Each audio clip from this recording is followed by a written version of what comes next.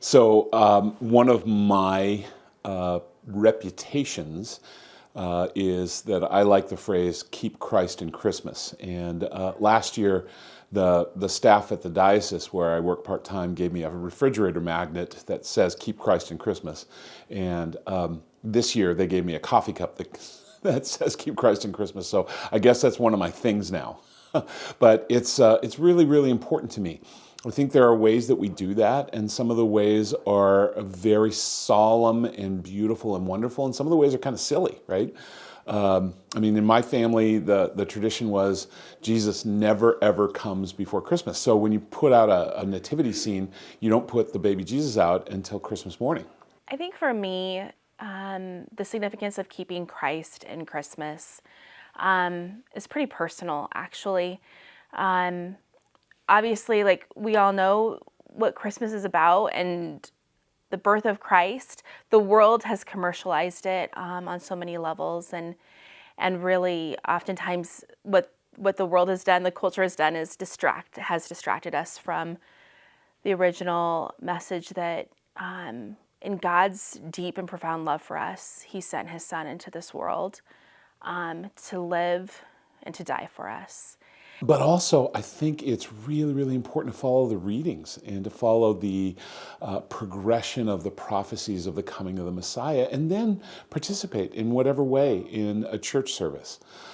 And so, as a mom with 7 kids, it's really easy to get caught up in the gifts and the decorations and all of the stuff. And all of that's fun. But the real meaning is all about God's deep and profound love for us. And I want myself, my family to experience that more than anything. And His birth, Christ being born, being brought into this world, the incarnation, is the beginning of His mission that ends at the cross, and then the resurrection, right? And so for me, I keep thinking He died for me, and the least I can do is live for Him. And for me, that's what Christmas is about. And I think the other thing that we can always do to keep Christ in Christmas is just to reflect on what it means to have Jesus in our lives, have Jesus born again in our lives. That has to yield a change in our perspective or a change in our behavior.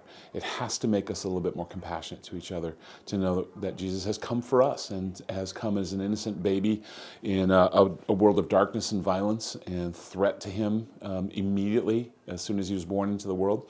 Has to make us a little bit more compassionate. And that's one of the goals of keeping Christ in Christmas. So whatever you can do, and a lot of this is up to us because, we get fed these images from the culture, and some of them are just tinsel and they don't mean anything. Some of them are beautiful and wonderful too. And whatever you can do to help yourself and your family keep Jesus Christ in Christmas. I'm so against the change that seems people aren't saying Merry Christmas anymore, they're saying Happy Holidays. No, I say Merry Christmas. Merry Christmas because it contains the word Christ in it. So that's my prayer for all of us, is that we can keep Christ in Christmas.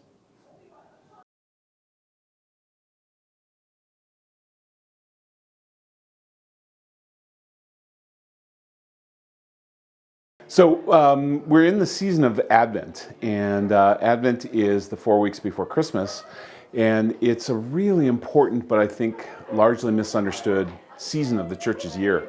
Advent, like Lent, is supposed to be a penitential season where we focus a little bit on what we might have done wrong in the past and our mistakes and our temptations and our sinfulness, so that at the coming of Jesus at Christmas time, we can experience the healing of those things, right? And Advent is important because it comes right in the midst of the craziest time. So the church asks us to slow down a little bit and to prepare for Christmas, and the culture asks us to speed up and make sure we get all our Christmas shopping done, get our tree, get our decorations done, get all the Christmas cookies baked, and all that kind of stuff that goes along with this time of the season.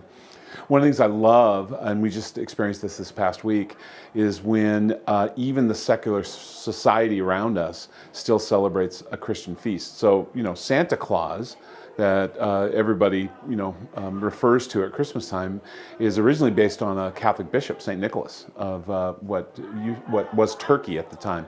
And lots of great stories about him. And one of the stories is that he was so concerned for the poor of his diocese when he was bishop that there was one man who had 3 daughters, and the daughters, they were very, very poor, and when a girl got married, usually she had to bring some money into the marriage. It was called a dowry, and the father didn't have enough dowry for all 3 of the girls.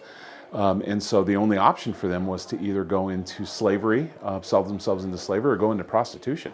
And St. Nicholas heard about this family and this father and 3 daughters, and when the oldest daughter became of marrying age, he walked by their house at night and threw some gold coins in through the window. And the legend is that those gold coins fell in the stocking of the daughter that was hanging by the fireplace to dry, because they would wash them every day and dry them by the fireplace and then wear them the next day. And that's where we get the tradition of hanging our stockings by the chimney. And I love that a lot of people and a lot of families will do that, not knowing where that tradition comes from, but still it's a deeply religious and a deeply faithful tradition, you know? And so Advent is full of those kinds of things. And one of the things I like to do is ask students or my friends or whatever, what are your Christmas traditions? What are the things that you always do, your family always does at Christmas time? And a lot of families have different traditions. Like for us, when I was growing up, our tradition was on Christmas morning, we had to go to the nativity scene to make sure that the baby Jesus was in the nativity scene, because he was never in the nativity scene until Christmas morning. And now, both my brother and my sister, I'm the oldest of 3, my sister's the baby and my brother's in the middle, but myself and my sister have this obsession that if we see a nativity scene out before Christmas with the baby Jesus, we take the baby Jesus. I kidnap the baby Jesus. And I'll bring him back and I'll put him where I found him, but he didn't come till Christmas. And that was drilled into us by my parents when I was a kid. And I cannot stand to see the baby Jesus in the nativity scene until Christmas, until he comes. So I remember before I came to Boise, I was in Los Angeles. I was working at USC in campus ministry, but I was living at a Jesuit high school, and they had like 5 or 6 nativity scenes around campus, and they all put the baby Jesus in the nativity scene. I took them all. And the security guards at Loyola High, they're like, where's baby Jesus? Who's taking baby Jesus? And I wouldn't say anything. And then Christmas Eve, I went and put them all back because he doesn't come till Christmas.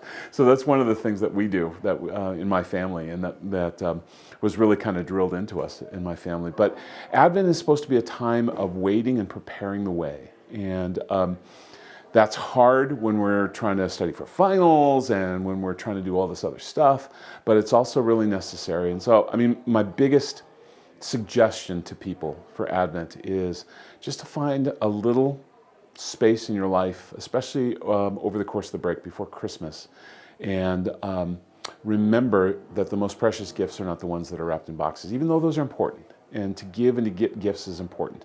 The most precious gift is the one that's in the nativity scene. And that's what we're celebrating.